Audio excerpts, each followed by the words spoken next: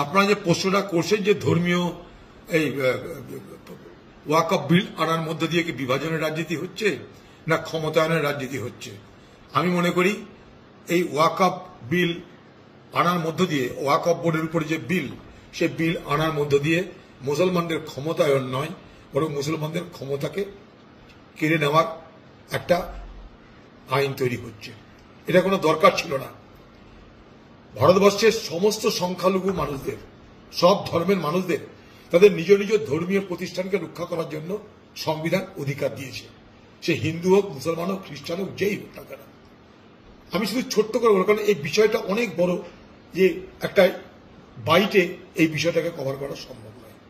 শুধু একটা কথা বলবো, মনে করুন আজকে মুসলমানদের ওয়াকফ বোর্ড হচ্ছে একটা ধর্মীয় সংগঠনের ধর্মীয় সংস্কৃতির অঙ্গ।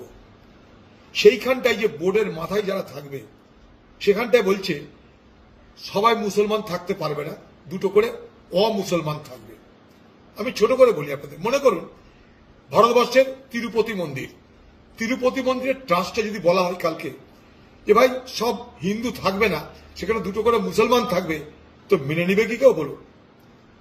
পুরীর মন্দিরে তাদের যে ট্রাস্ট, সেখানে বললাম দুটো করে মুসলমান থাকবে, সব হিন্দু থাকবে না, মানবে কি? তাহলে খামোখা মুসলমানদের যেটা প্রতিষ্ঠান, সেখানটাই দুটো করে মুসলমান রাখার পিছনে উদ্দেশ্যটা কি?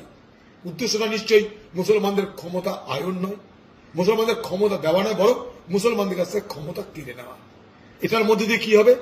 আমাদের সমাজে বিভাজনের রাজনীতি বাড়বে, বৈষম্য বাড়বে, অবিশ্বাসের বাতাবরণ তৈরি হবে। এটার কোনো দরকার ছিল না। ভারতবর্ষে কেউ বলেনি সরকারকে ভাই ওয়াকফ বোর্ডকে সংশোধন না করলে দেশের রসাতলে যাবে, দেশের মাথায় বজ্রপাত হবে, কেউ বলেনি। খামোখাই বাতাবরণ তৈরি করা হচ্ছে।